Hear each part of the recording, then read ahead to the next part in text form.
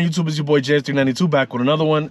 Today we're going to be talking about Dodge's last call reveal, the final vehicle that they're going to be able to produce this year. The final Hemi. I gotta say it's very impressive what they were able to put together and pass emissions and safety ratings is unbelievable. So let's talk about it.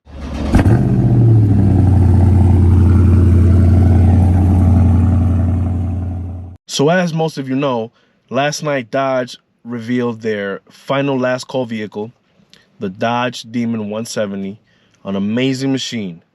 1,025 horsepower, 945 foot-pounds of torque, 0 to 60 in 1.66 seconds.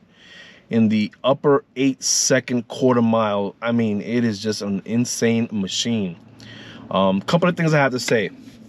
One, this thing is beautiful. I like that they put the fender flares only in the back because obviously this is just a drag vehicle. So you're gonna need it for that. You don't need them for the front, really. Two, I also like the fact that they give you an option to buy a parachute. Now, I'm sure everyone that does purchase the vehicle, I mean literally everyone, is gonna want to purchase that parachute. They're gonna want to hit that option simply because they know that one is gonna well, it's useful obviously, and two, it is going to help the resale value, or at least the value of the car overall. So that's definitely something that they're going to want to get, and I mean, it's a no-brainer. Other things that I did like about it was the fact that the blower is black. It's painted black. It looks a little bit different. It looks meaner, actually, more aggressive when you open the hood. And of course, you got the Demon badge there and everything. It is just unbelievable, and it's crazy that they were able to get that through emissions and safety ratings. But yeah, the reason why that parachute's even there is because that car does 8-second quarter miles. Whenever you go below 9 seconds, you're required to have a parachute in the back of the vehicle so that you can stop, because obviously conventional braking systems may fail. And when you got a car that heavy, I mean, it's still a heavy boat. You're gonna need some real stopping power. I think it's an amazing machine, and what Dodge was able to do was awesome. But I'm also a little bit disappointed with the fact that two things. One, there wasn't much support for the 6.4s and the 5.7s on direct connection. It was all Hellcat, and they did promise that they were gonna give us some support, but it's nowhere to be found. It keeps saying it's in production and all this stuff, so I don't see that happening.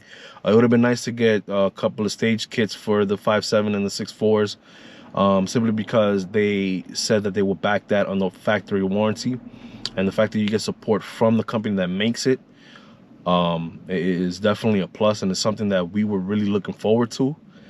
But you know, I mean, it still may happen, but who knows? It doesn't really look good for right now.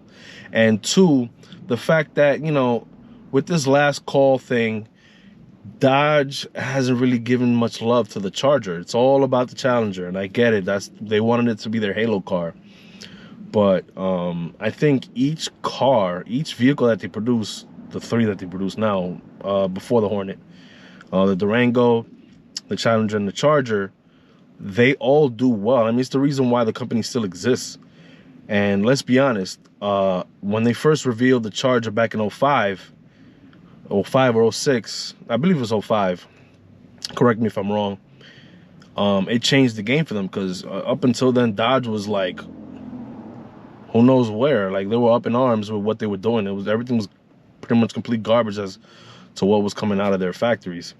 So the fact that they didn't have too much support for the Chargers was really, really disappointing. But, you know, it is what it is. I don't want to sound like a crybaby or anything. It's just, I would have loved to see some more support. I'm a fan of all the cars. It's not like I'm a hater of the Challenger, or I'm just like some kind of Charger fanboy. It's just, you know, we wanted to see some more support, and it seems like they only concentrated on the Challenger. And, you know, it is what it is. I'm not mad. You know, it's just I'm a little disappointed, that's all. But definitely cool what they did, what they were able to do. My only other concern is markup. They said they were going to try to mitigate the markup, and initially they can make it so that only people who are on the list can order online, pay MSRP, and then be done with it. But then imagine, I imagine, and you know, because we're in the real world, and most people that are going to buy this vehicle are intending to buy it for resale value. They want to flip it. So what they're going to do is they're going to leave it in the garage somewhere. They'll turn it on every now and then to make sure the fluids run. And then they're going to wait a couple of years and try to sell it for, I mean, if we're looking at demons that were going for $200,000, the fact that they're no longer making more Hemis, this has the last call badge on it, has the power.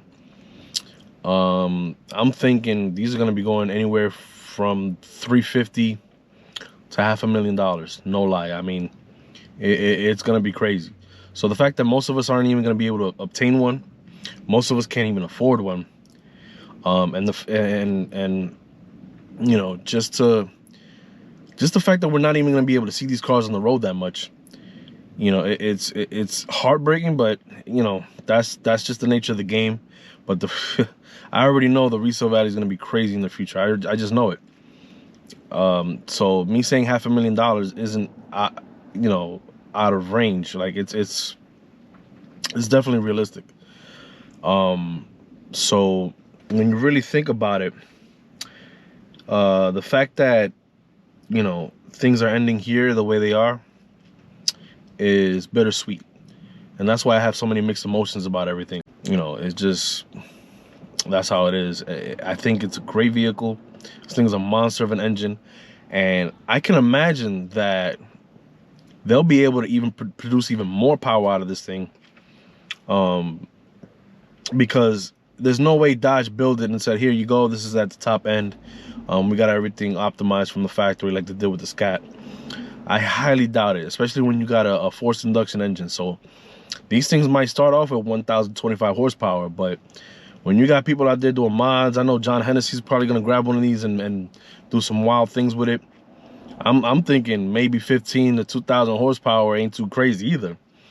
I just hope I don't see anybody crashing these cars, because these things are dangerous. I hope nobody's stupid enough to try to race people on the road.